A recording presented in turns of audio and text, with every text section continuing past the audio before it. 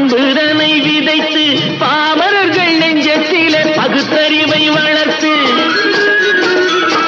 பார் முழுதும் மனித குல பண்புதனை விதைத்து பாமரர்கள் நெஞ்சத்திலே பகுத்தறிவை வளர்த்து போர் முறையை கொண்டவர்க்கு நேர்முறையை விதைத்து சீர்வளர தினமும் வேகமதை வளர்த்து பெற்ற திருநாட்டினிலே